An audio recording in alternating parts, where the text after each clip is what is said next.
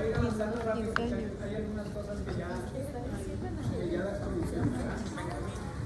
Muy bien, entonces enfermedad cerebral o ictus, ya sabemos la definición, que son episodios súbitos de disfunción focal, que sea cerebral o de retina o médula espinal, con duración mayor o igual a 24 horas y que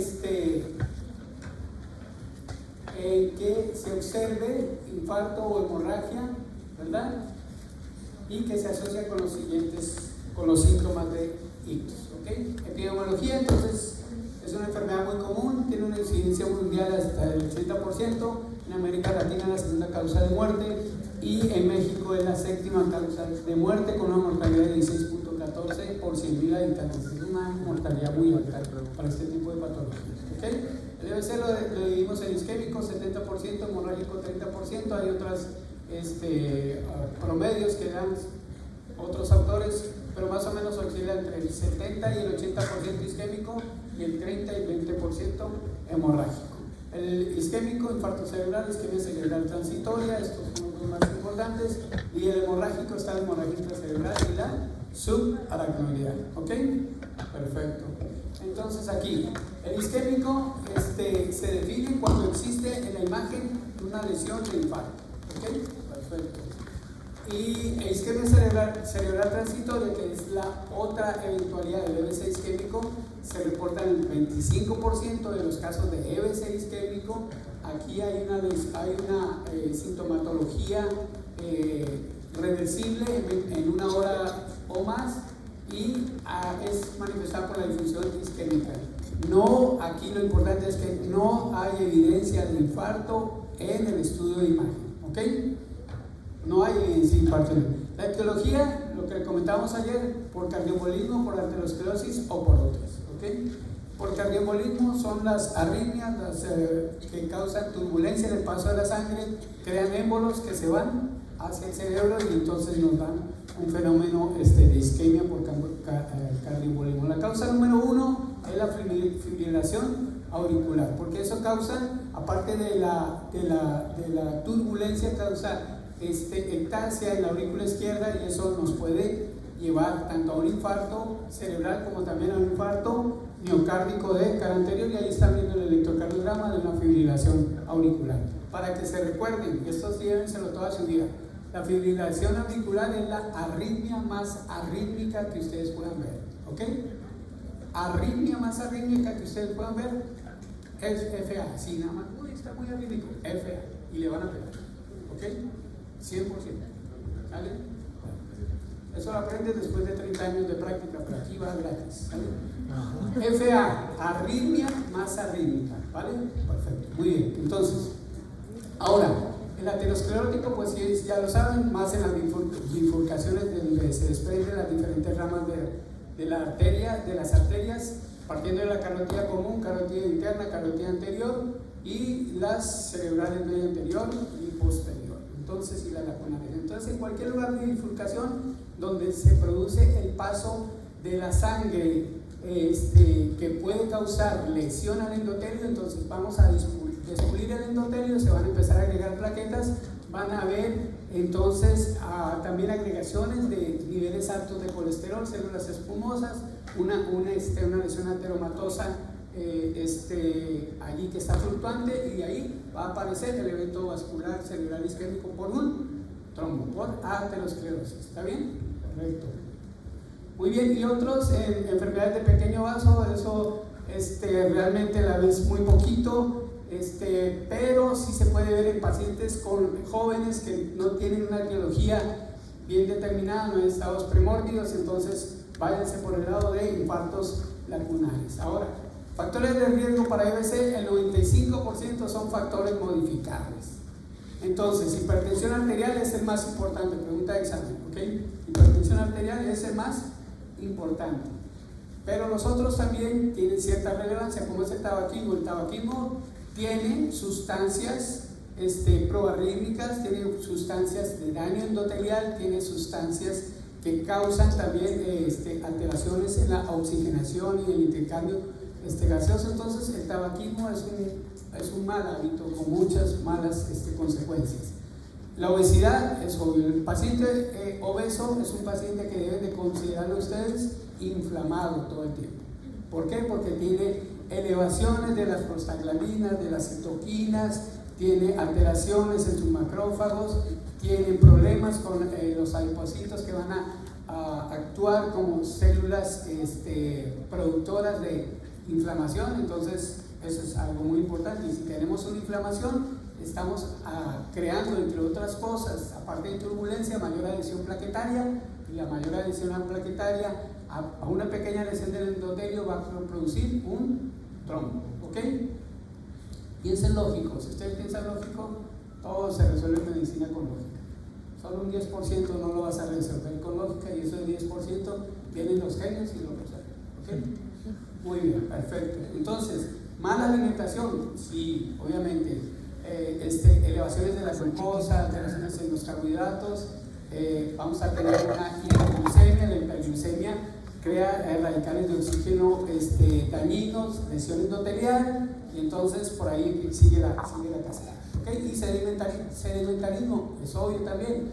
Si no tenemos una buena reserva cardíaca, si no tenemos un buen estado cardiovascular, vamos a facilitar éctasis, trombosis y ictus. ¿Está bien? Correcto, vamos allá. Vamos rapidito. Esto fue una plática, disculpen por las diapositivas, fue una plática que nos dieron en el Hospital General hace como 3 meses, un mes, acerca del plan ictus, y de ahí toma estas diapositivas ahí sentado como están ustedes. Entonces, aquí lo importante en esta es que incluye la ectasia venosa como trombosis venosa como una de las causas de ictus, hasta en el 3 al 5%, por eso se las puse, ¿ok? Y la rayita que ven aquí es el portador del micrófono que no lo quitamos. Muy bien, esto es para que ustedes vean la importancia de actuar rápido en el evento vascular cerebral isquémico. Si ustedes ven aquí la pérdida de neuronas, sinapsis, fibras densificadas y años cerebro por tiempo, Entonces, por infarto, fíjense, llegan a perder hasta 1.200 millones de neuronas, ¿ok? Y van a perder hasta 36 años de vida cerebral. Y por ahí va eso, ¿ok? Entonces, ¿esto para qué? Para que se les quede claro. En infartos, EBCs, infartos al miocardio, tiempo es vida. Tiempo es vida. Entre más pronto actúes, te vas a beneficiar más a tu paciente, ¿ok? Y siempre vean esto. ¿Qué haría yo si el paciente que está entrando por urgencias es mi familiar? Piénsenlo y actúen, ¿ok? Perfecto. Adelante. Entonces, esto nada más es para que recuerden lo de la circulación, las arterias que están irrigando el encéfalo, el polígono de Willis, las arterias cerebral media anterior y posterior, las basilares, las vertebrales, ¿verdad? Y aquí las ramas de la cerebral media, si ustedes ven en la figura de arriba, en la porción verde, ahí están viendo el gran territorio de la cerebral media que abarca de irrigación. Por eso la obstrucción más frecuente en los eventos vasculares cerebrales isquémicos es de la cerebral media, y entonces van a alterar todas las funciones, tanto corticales como sensitivas, que van a estar gobernadas por las neuronas en estas regiones, ¿ok? Y esta laminilla se las puse porque esto es importante cuando valoren el ASPE. ¿Qué quiere decir la M1, M2, M3, M4, M5, M6 y M7? ¿Ok? Son 10 zonas, hasta M10, ¿ok? Y cada una de esas son ramas que se desprenden de la cerebral media y que van a ir irrigando la región horizontal, que está en esta parte, son ganglios basales, las insulares, que ya está más hacia el exterior, las operculares, que las encontramos en esta cisura, y obviamente las corticales, que están hacia el exterior del cerebro. Muy bien. Ok, síndromes lacunares. Esta diapositiva es para que vean la sintomatología que puede aparecer cuando nosotros tenemos la oclusión de un vaso pequeño, menor de 20 milímetros. ¿Se acuerdan que esto lo dije? En un paciente joven, el que no tiene ningún otro predisposición a un evento vascular cerebral isquémico, ¿correcto?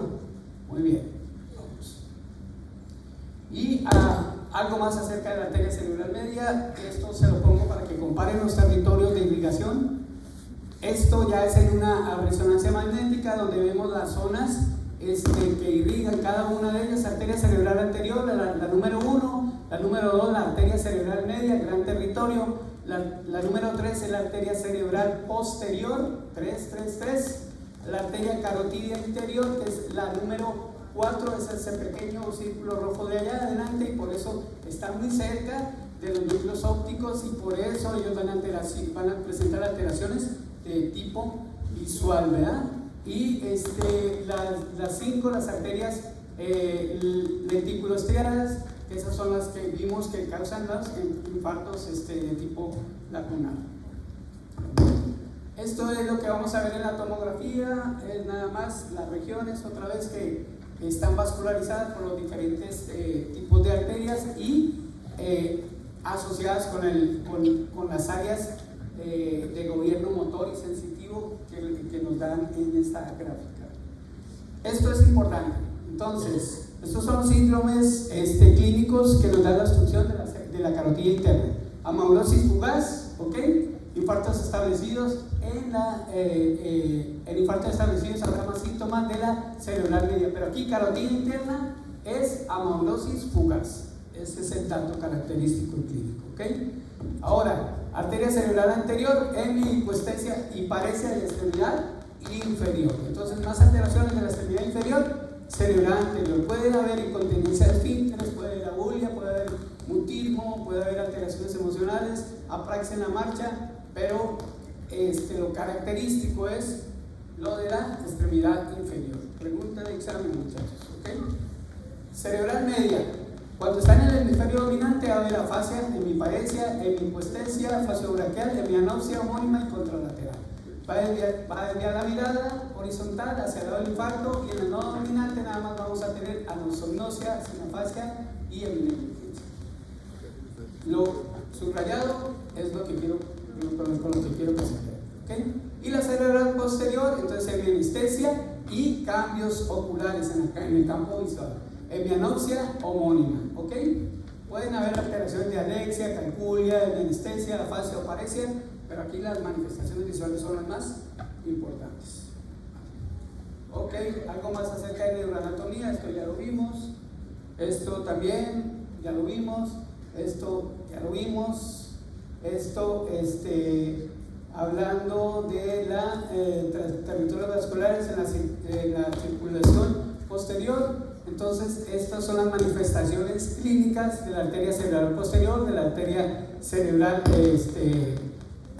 anterior, la porción anterior de esta cerebral posterior, y de las diferentes regiones de la arteria cerebral posterior.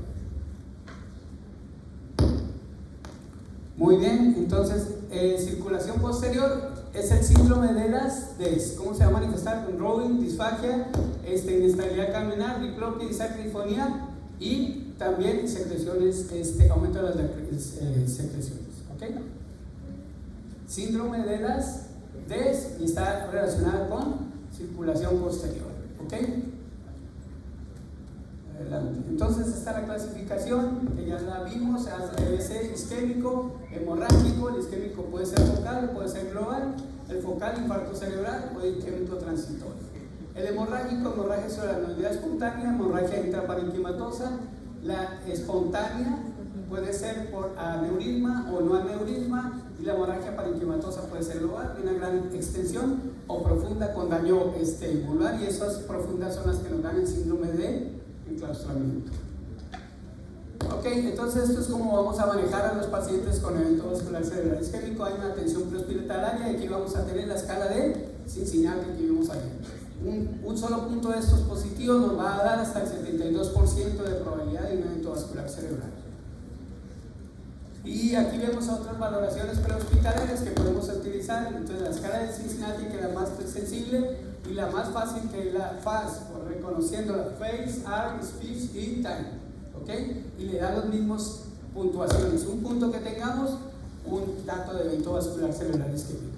El Face, entonces, es pedirle al paciente que sonríe. Si le da alguna desviación de la comisura labial, tenemos un punto.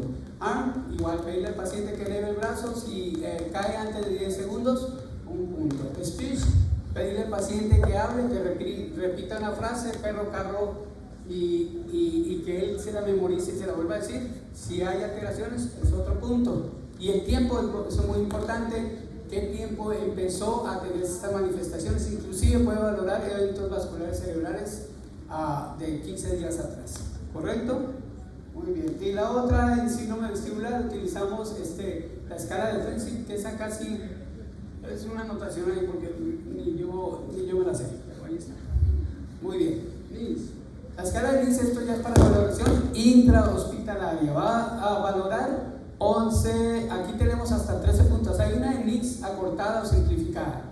Y lo importante es que el puntaje va de 0 a 42 y que podemos localizar o clasificar el infarto o el evento vascular cerebral isquémico leve, si es menor de 5, leve moderado de 5 a 9, moderado de 10 a 20 y grave mayor de 20. ¿Ok? Perfecto. Creo que va a tener más de aquí.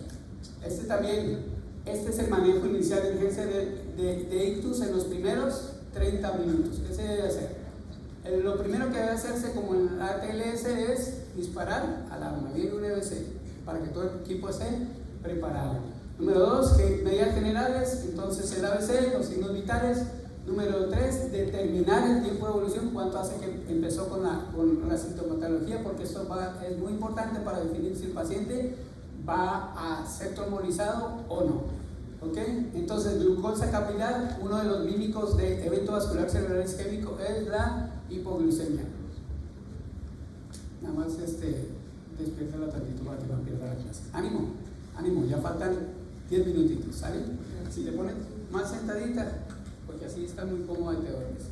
Vale, muy bien. Entonces, siempre instalar 2 líneas intravenosas. ¿Por qué? Porque vamos a requerir probablemente de utilizar aminas vasoactivas y por otro podemos utilizar también muestras y para gasometrías y para el manejo medicamentoso. ¿Sale? Examen de laboratorio, no se va a esperar los resultados del examen de laboratorio para trombolizar. Si tenemos por escala de NIS, por escala de ASPEC, por tiempo, y si no tenemos ninguna contraindicación, tenemos la tomografía, trombolizamos. ¿Ok? Imagen. Hay que usar escalas neurológicas de NIS. Eso es básico en el manejo del paciente en urgencias con EBC.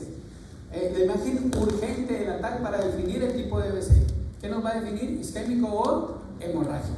Eso es todo. Entonces, y definir la ventana para trombólisis, sobre todo en el ictus isquémico, que la ventana es de 4.5 hasta, inclusive con el ASPEC, 6 horas. 4.5 a 6 horas. ¿Está bien?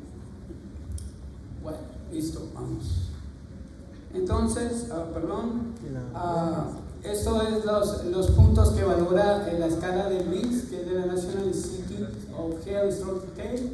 Es estado de conciencia, movimientos oculares horizontalizados, campos visuales, parálisis visual, facial, fuerza de brazos, fuerza de piernas, ataxia de extremidades, sensibilidad, lenguaje, afasia, disartria y extensión e inatención.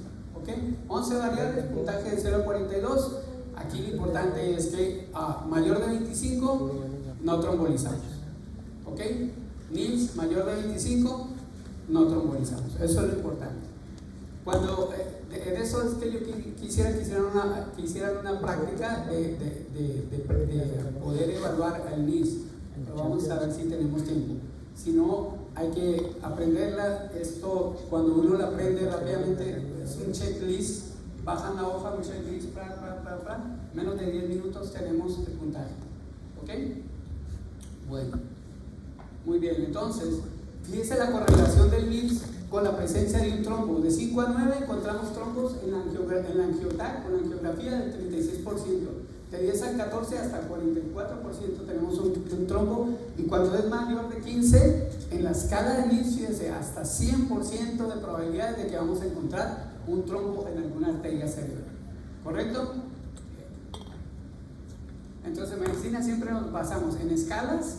¿Para qué son las escalas? Para que esto se universalice, ¿no? NIS es lo mismo en China que en Chile, es lo mismo, no hay variaciones, ¿ok?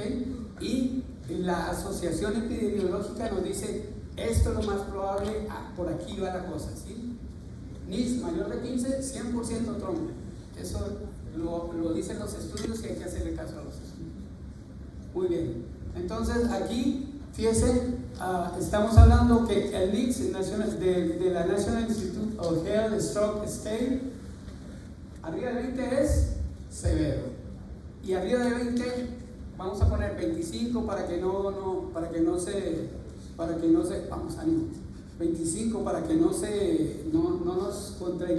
nos contraigamos. 25 es el límite para no trombolizar, mayor o igual a 25.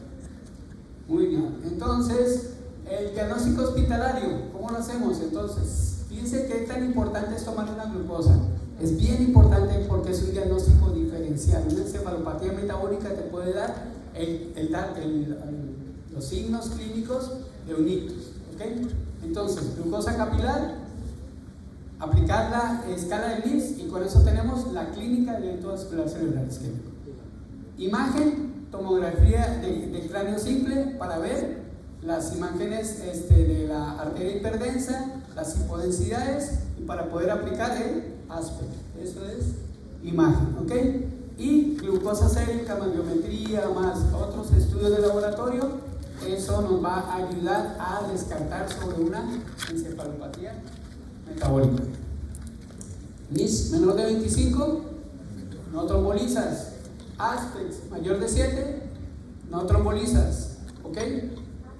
De hecho hay una laminilla que dice la regla del 666 y no es la regla del 666 nos va a decir 6 horas, ASPEC mayor de 6 y NICS NHS de 6, trombolizas, ¿ok? La regla del 666, ahorita la veo. Bueno, vamos adelante.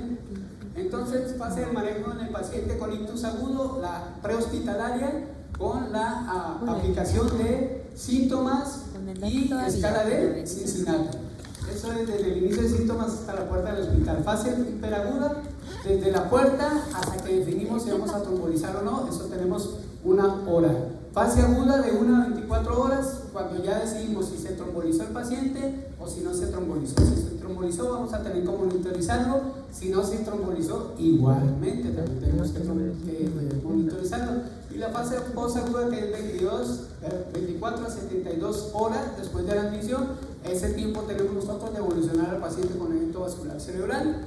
Y a las 72 horas ya el daño está establecido.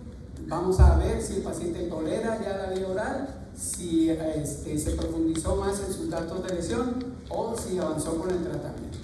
Lo clásico aquí es que podamos definir si el paciente va a poder deglutir, va a poder defender su vía aérea y va a poder avanzar en su tratamiamiento. Si defiende vía aérea y empieza a deglutir, 72 horas vamos a casa. Si defiende vía aérea y no deglute, sonda de gastrostomía y vamos a casa.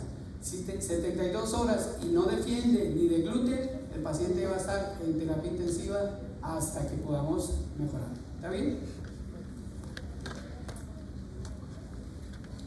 Muy bien. Entonces estas son las lesiones que ya vimos en imagen, el estado hiperagudo, la imagen de la arteria hiperdensa, muy característico en los primeros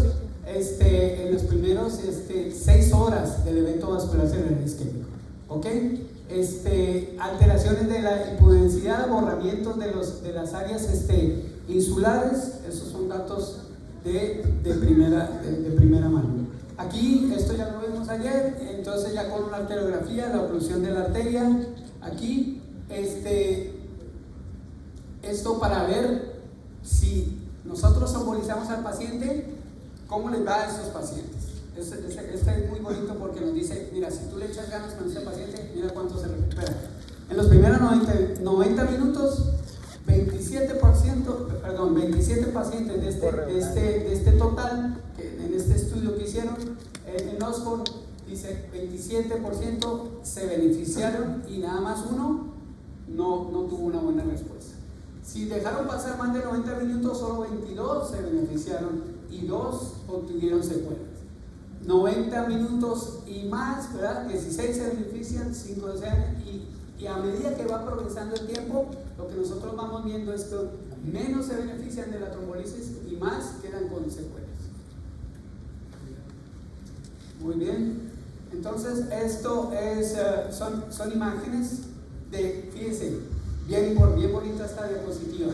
Si nosotros trombolizamos al paciente, le damos un tratamiento adecuado, fíjense cómo se reperfundió esta arteria cerebral media y cómo se delimitó el daño isquémico, ¿verdad? Este paciente con ese daño isquémico tiene pocas secuelas, pero si no trombolizamos, mire cómo se ve la angiotac o la resonancia magnética contrastada, y mire el grado de lesión en el territorio cerebral, y eso es de cerebral media por el tipo de isquemia que se está viendo ahí. ¿Okay?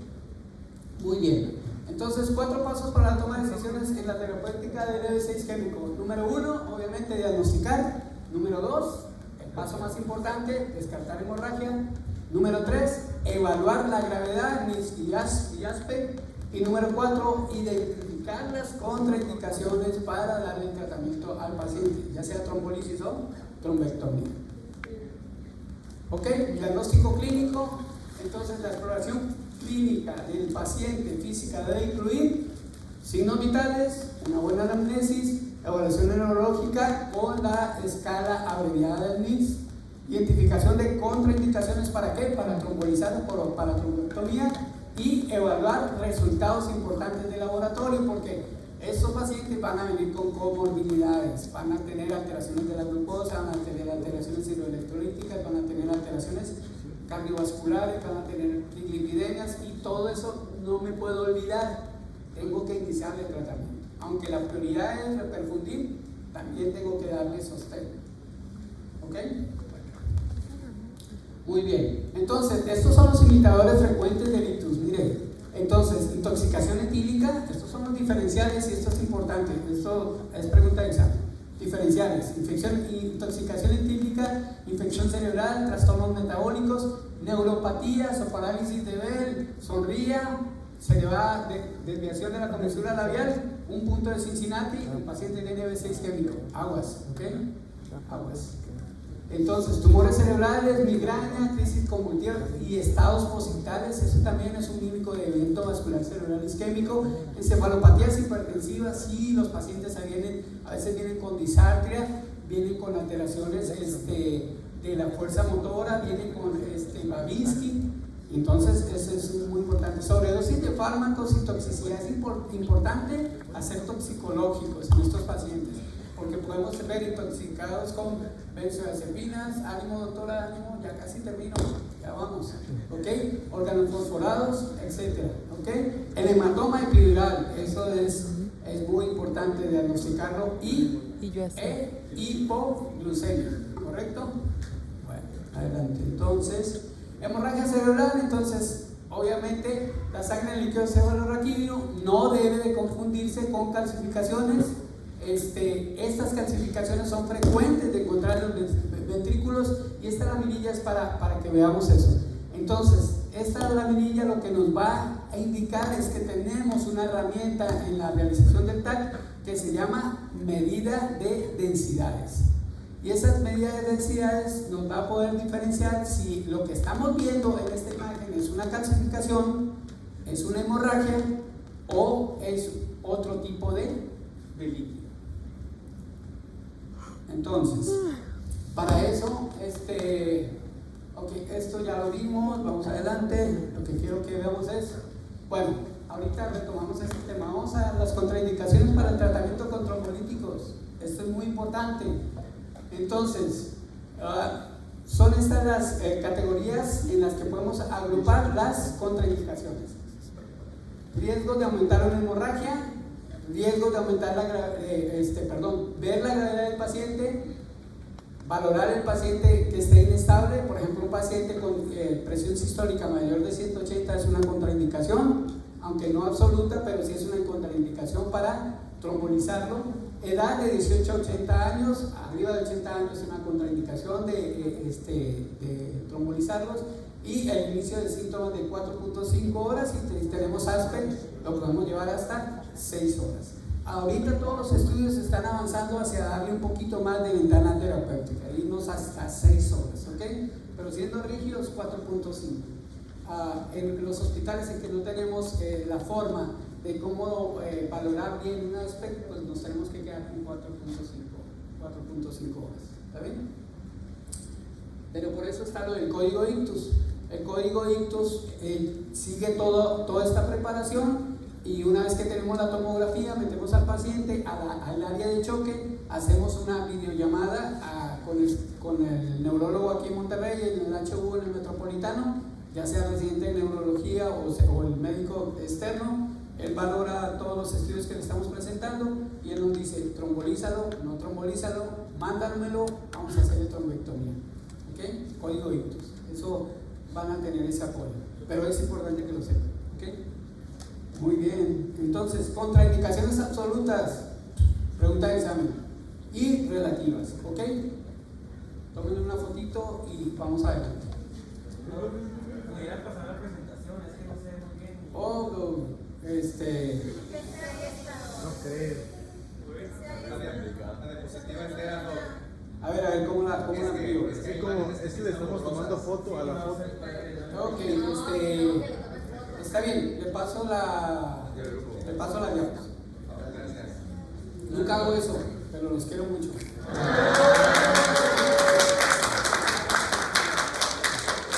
Pero no sé cómo pasárselas. Entonces ahorita me dicen cómo.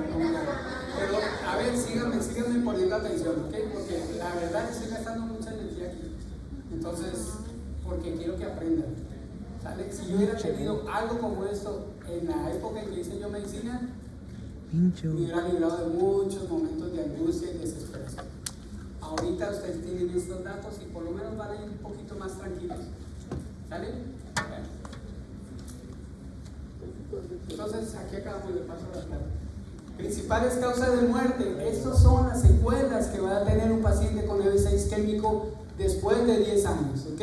Entonces, causa de muerte tras sufrir el primer ictus. Y aquí lo más importante que quiero que vean es que un segundo ictus o un tercer ictus va a acortar el periodo de vida de ese paciente.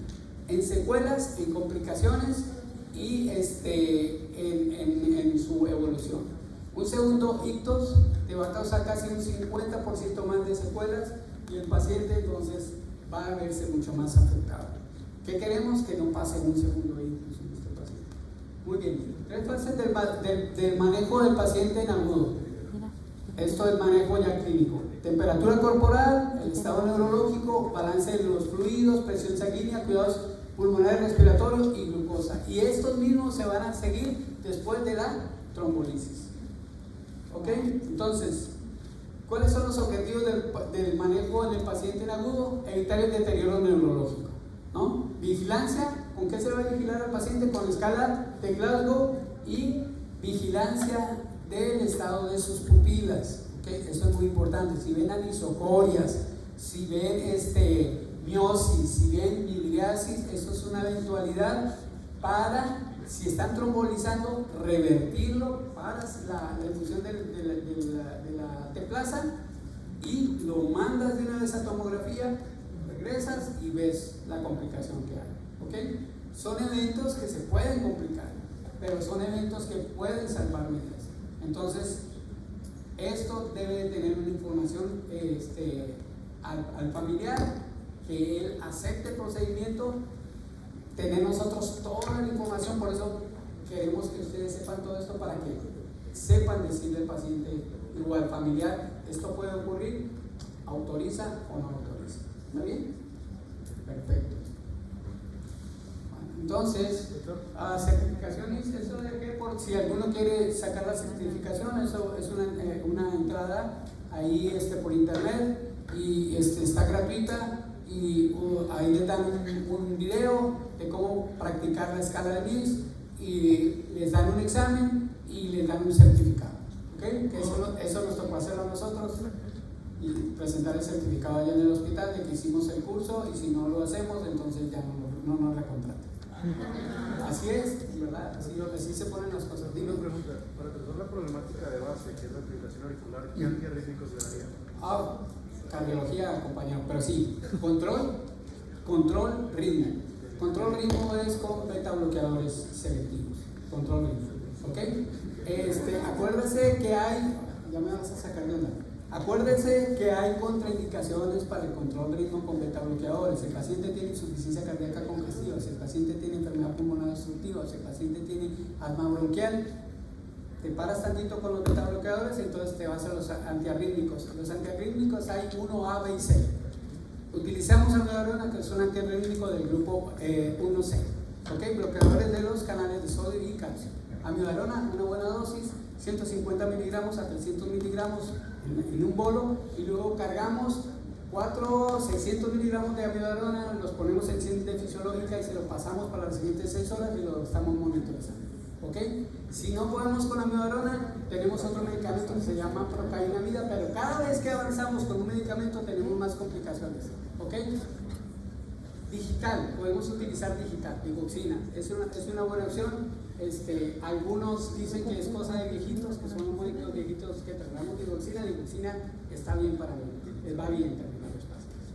Si no hay digoxina, si no hay nada de eso, verapamilo, 5 miligramos, ¿sí ven? Nada más que les va a bajar la presión de una manera precipitada. Entonces, hay que conocer, sí hay muchas herramientas, pero hay que conocer qué va a pasar con el paciente, para que en el momento, por ejemplo, que pones verapamilo y la frecuencia te baja a 45, tú no empieces a sudar frío, así este paciente se me va a parar.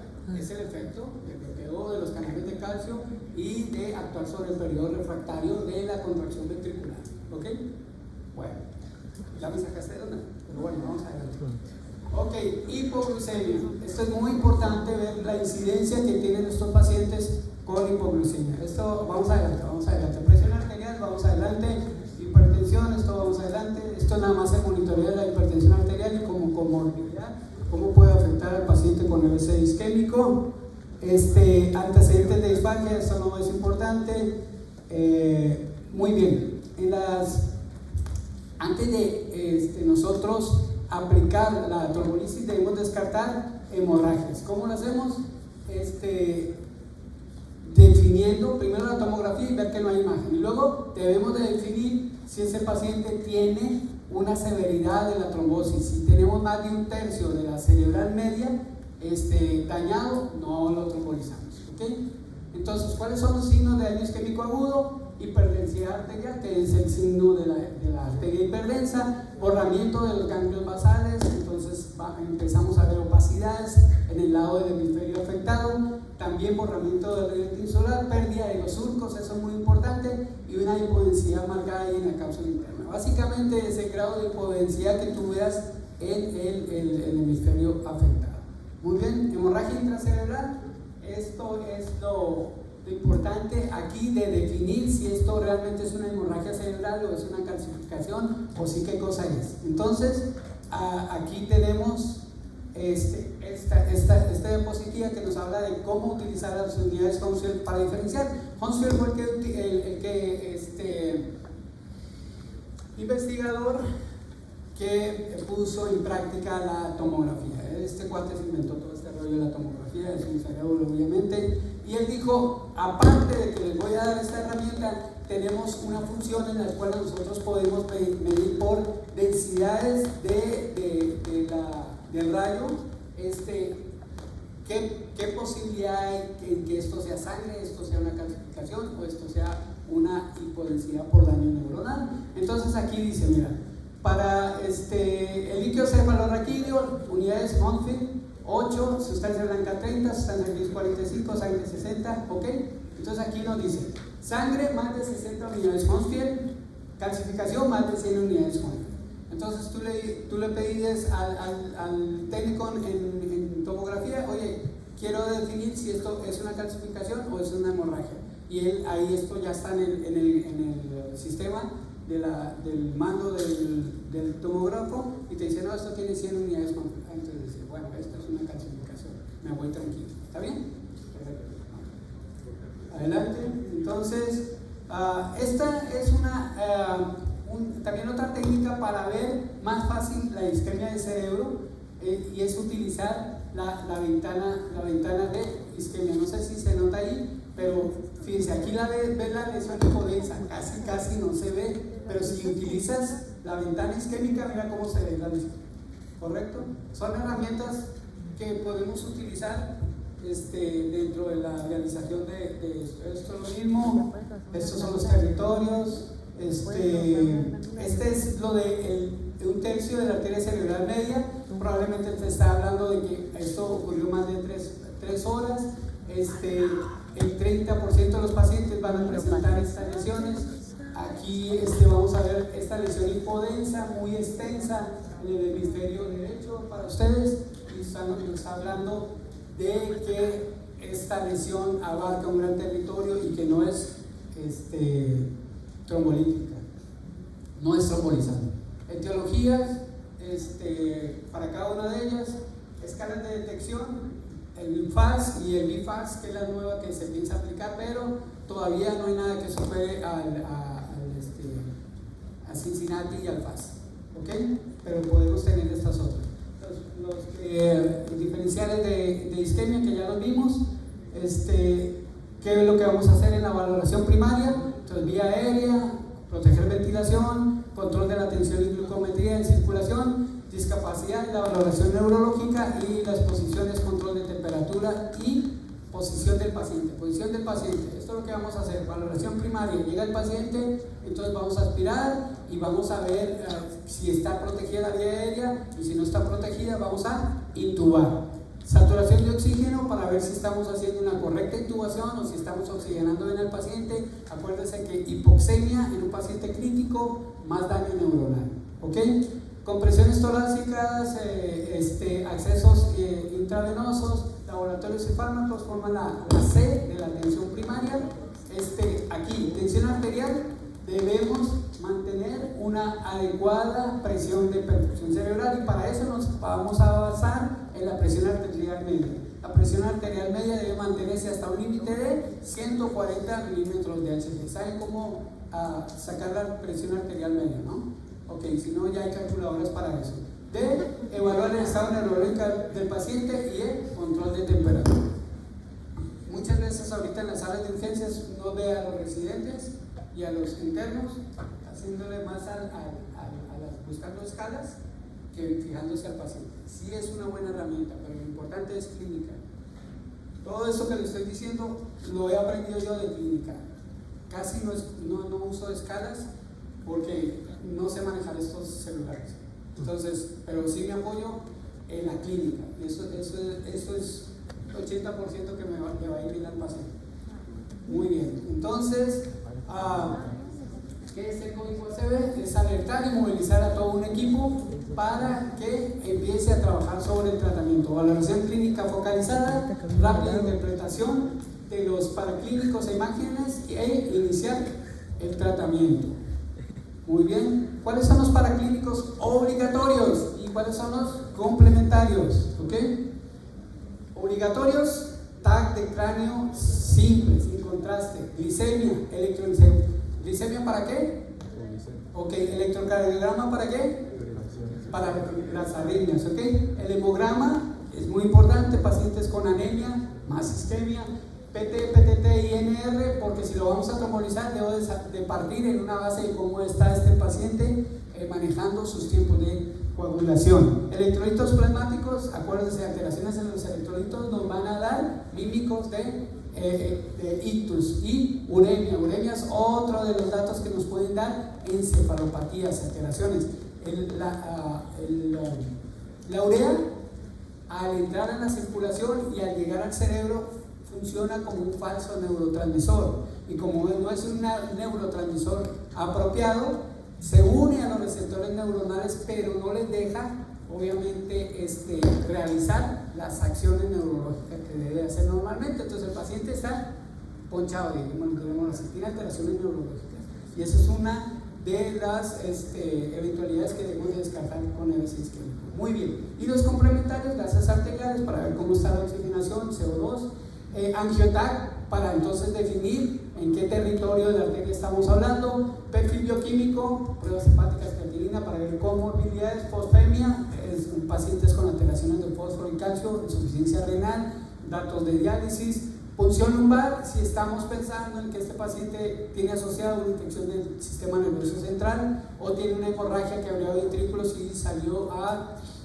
líquido cefalorraquídeo, trauma de ánimo, ya acabamos, faltan 5 minutos. Y electroencefalograma. El electroencefalograma también es importante para definir si este paciente vino en un periodo posictal y lo que estamos viendo es un periodo posictal. ¿Van?